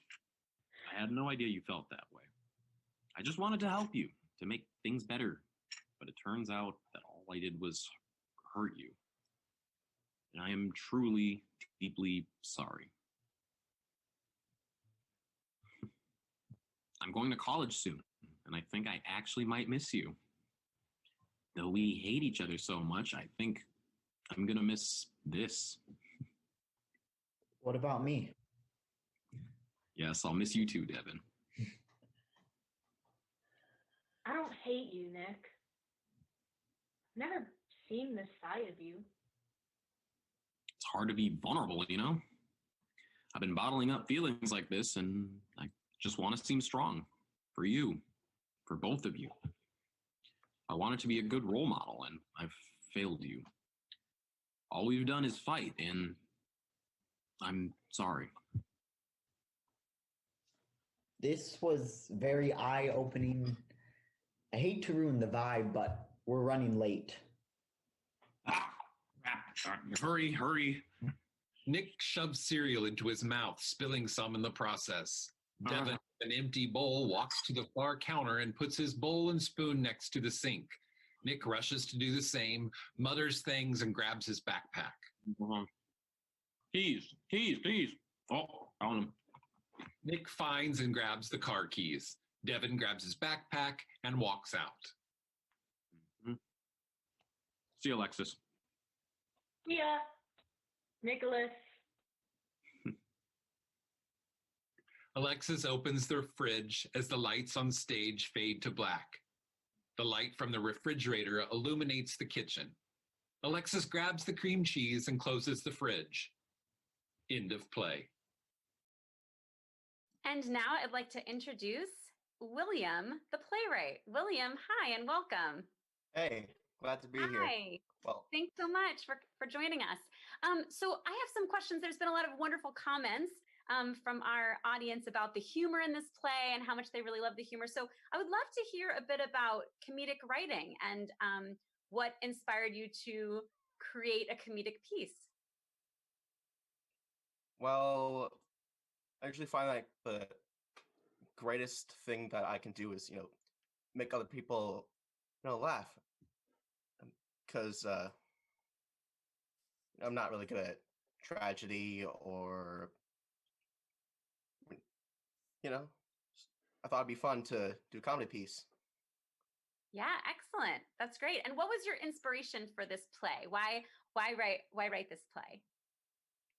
Well, it's sort of based on the sibling dynamics in my family and my obsessive need to be right all the time. Because I've actually argued in my family before that, cereal is a salad, but like they're always like saying, no, it's not, stop that. And they've never actually argued any valid points against my theory, which was one of the harder parts of this play, like for me to write it. Right. And that's actually the question we got the most was about, if everyone wants to know if you do think cereal is a salad. So now you've heard it here, folks. Structurally, yes, but culinarily, no. Yeah. Another question for you is, someone mentioned that the dialogue just feels really real. How did you pull that off? How do you write dialogue? What's your process? Well, ever since I was, smaller, I've always had trouble with conversation, and I've just learned naturally through trial and error that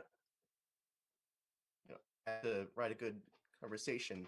And the way I wrote this play, I started with a basic premise, and I started at the beginning, then I just kept writing my way down, letting the dialogue flow as it would seem to naturally.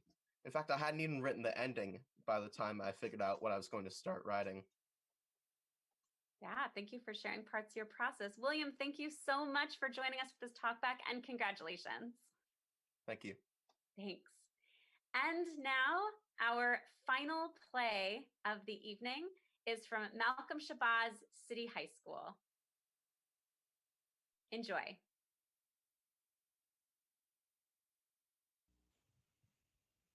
The 42 by Corey Wimmer. Scene 1. There is a bus Parked at the side of the road near a gas station.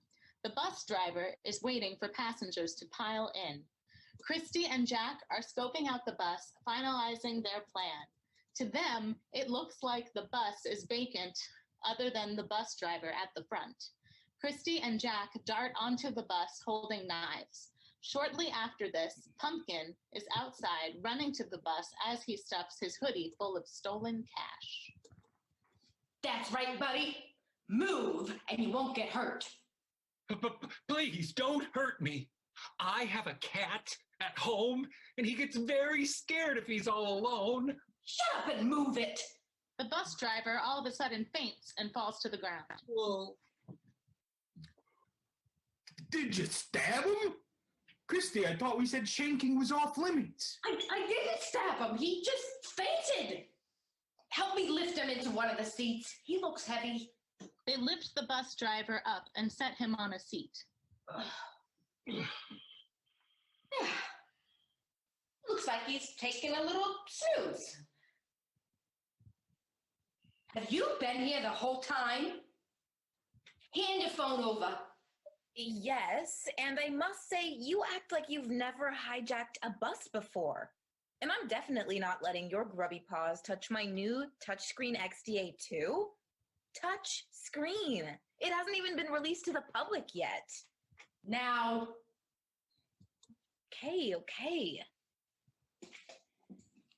Jack, stop the bus. I'll work on the fare box. Christy and Jack walk to the front of the bus. They are soon interrupted by a hooded man knocking on the door, waiting to be let in. Christy shrugs at Jack. He opens the door. Thank you. The bus takes off as he takes the seat across from the bus driver. He leans closer out of his seat to get a better look, noticing he is completely still. His voice is rather shaky. Is he okay? He's fine. He fell asleep a couple stops ago. Is he on break? Yes. Yes, he's on break. Do bus drivers have breaks? Don't they just go home? Yes, he's fine, kid. He passed out when we were threatening him with knives. Christy! Why? You're full of questions. Now, we're trying to steal money from this fare box. Can't you see? There can't be too much money in there. Now, you'd be surprised. Now, shut up.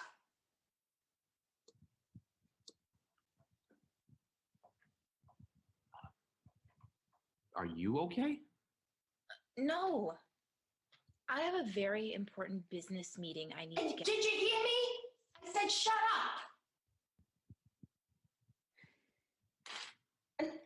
No, Jack, not here, up there. You were supposed to turn up there. Meryl begins to slowly walk up to the bus driver. She digs in his pockets as Jack and Christy fight over the directions. She finds the farebox key and returns to her seat with it in her hands. Pumpkin is too nervous to notice anything. In fact, he is putting all his attention into staring at his hands intently. No, I said right. Well, I heard left. Why would I even say left? That doesn't make sense. Okay, I'm back on the right street. Left, right? Right. Wait. Right as in I'm correct, or right as in I should be turning right?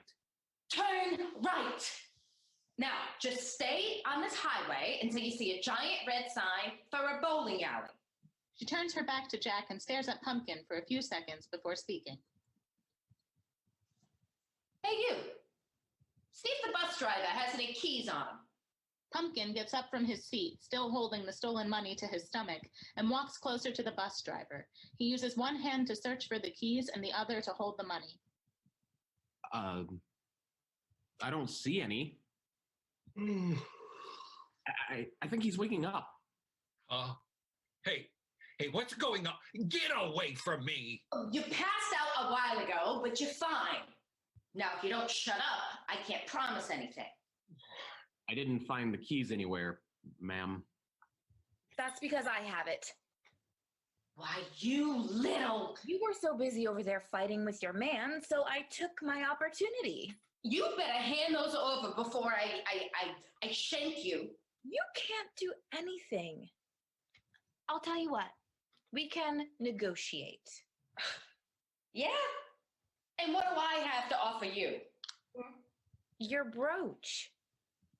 You probably don't know this given the state of your overall look, but you're wearing a one-of-a-kind 1940 Boucheron Paris brooch. You have no idea how long I've been trying to get my hands on one of those. There are only 3 made in the entire world. It'd be a shame to let it live on your neck when it could be on my beautiful, flawless skin. This thing? Right. This was passed down to me by my mother, and she didn't have any money. You don't know what you're talking about. Now hand over the key, or I won't hesitate to use this knife. But you don't even care about how nice it is. Wouldn't you want it to go to good use, to honor your mother? Here. Suddenly, she tosses the key to the bus driver. Christy shakes her head in annoyance and runs up to the bus driver, who looks nervous holding the key. Oh, wait, I don't want this. He frantically tosses it back to Meryl. She tosses it to Pumpkin, who catches it in the air. Suddenly, all the money he was keeping in his jacket falls to the floor. What in the hell? Where did you get that cash, kid? I sort of stole it from the gas station back there. You stole it? And got on the bus? Are you out of your mind? Cops must be looking all over for you, and you're leading them straight to us. She walks up to Pumpkin, snatching the key from his hands. No one noticed, at least not at first. I figured riding the bus would be the least suspicious way to get home with the money. You're not very bright, are you? Pick the money up and bring it over here. Looks like today is my lucky day, What? No, you can't take it. I need it. You think we don't need it too? You're 12. What do you even need it for? I'm 19. Misty bends down to the fare box and starts fiddling with the key. I got a life, you know. My baby and her mama, I got mouths to feed. I need this money. What do you need it for? You look well off. Well off? You don't know me. She tries putting the key in the keyhole but fails. She throws her arms into the air, pissed. You better hope you gave me the wrong key on accident. I didn't. I must have grabbed the wrong one. Oh, this one. He fishes in his pocket and a moment later holds up the correct key. Christy grabs it from him. On her way back to the front of the bus, she points Pumpkin at a bag on the ground. You can set our money in this sack over here. But it's my money. It stopped being your money the moment you walked on this bus. If anyone gets the money, it should be me. I'm the only one who hasn't stolen anything. Yeah, and that makes you the ideal candidate. I think it does. I'm the only one with a good sense of morals. Right. So you didn't just steal his key and try to negotiate my necklace for it. Whatever. You sound so familiar. Wait, I know you. Christy, love. You remember hearing about her on TV? She's that rich girl from the Beverly Hills, Meryl DuPont. Her dad is a famous director or something. Oh, yeah. Hey, why the hell are you thinking you need the money then, rich girl? Why are you even on the bus, Father said it would be a good idea for me to put myself in someone else's shoes. He said not everyone can afford a limo, so I should take the bus and see how it feels.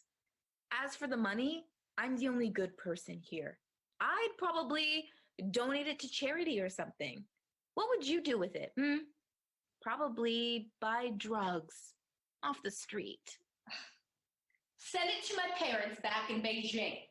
I owe everything to them. Plus, Jack and I still haven't gone on a honeymoon from all those years back. We were supposed to fly to Hawaii, but we didn't have a dime in our pockets. We need it the most. Been saving up and stealing for over a year now. It's about time him and I get the vacation we deserve. Oh, boo-hoo. What about you, bus driver dude? You can't make much just driving a huge honking vehicle everywhere. Me? Well, I don't know. I'd probably pay off my mortgage or put it towards my 401k or maybe buy my cat something nice. Well, it's my money. Would you stop contemplating who gets it? Listen, you punk. You're gonna grab my money and put it in my bag over here like I've been telling you. Then you're gonna sit down, shut up, and you're never gonna speak a word about this to anyone. Got it? That goes for you too, rich girl. I understand. I would stop picking that money up if I were you. She walks back to the fare box as Pumpkin begins packing the money up into the duffel bag. Christy finally unlocks the fare box and pulls the little door to open to reveal a couple $100 inside. Yeah, baby. That's what I'm talking about. Say, Jack, this is nearly enough for one ticket. And given this kid's money and what we've been saving up already, this should do it. I knew it'd all work out, hun. Didn't I tell you? Thanks, kid. You've just made my day. How much money do you think you got there anyway? I took everything from the cash register except change. $50 maybe? Well, I've never taken a math class. You don't say. We're about 5 minutes till, Christy. You ready? After all this hard work and planning, we're finally getting away with it, Jack. I can't wait to sink my toes in the warm yellow sand of Maui and sip on Hawaiian mimosas all day. I can just smell the fresh ocean air right now. Suddenly, red and blue lights are being shown into the bus. They hear police sirens from at least 2 other vehicles. No, no, no! I knew this would happen. Keep driving, keep driving! I can't. I am not getting arrested just because you two decided to steal a bus. Why'd you get on the bus in the first place? Who robs a gas station and gets on a damn bus? What do I do? Do I pull over? I'm gonna pull over, right? I should pull over. No, don't!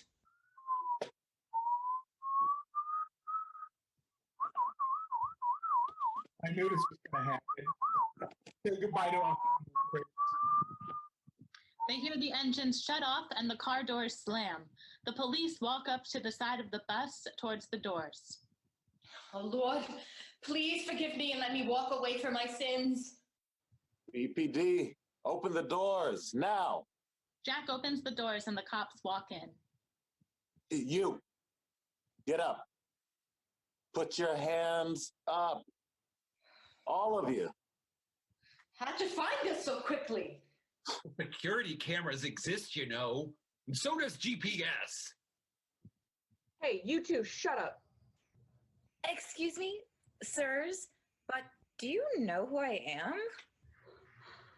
You're Meryl DuPont, aren't you? Oh my God, it's really hurt. Are you okay, ma'am? Did these thugs hurt you, did they? I'm fine, though I have a very important business meeting to attend. I'm meeting with Mr. Bloomberg. You do know how busy the New York mayor is. Is there any chance I could slip out of here while you do the hard, prideful work of arresting these dangerous criminals? Minus the bus driver, of course. Why, yes. I don't see why not. I mean, we can take your statement when you're not so busy, or I wouldn't want to hold you or Mr. Bloomberg up. Here, take my card. And might I say, ma'am, you're even prettier in person. Thank you. What kind gentleman you are. I'll be sure to give you a call. I'll just be on my way. Toodles. He dashes out of the doors with the bag of money in hand. Hey, she can't. Oh, whatever. You, sir, you are under arrest for the suspicion of burglary. You have the right to remain silent. Anything you say can and will be used against you in the court of law. Hey, where's that money you stole? I threw it out the window. I figured society needed it, you know? You two are going downtown too. You're under arrest for kidnapping and theft of city property. What in the world were you thinking? They have knives on them.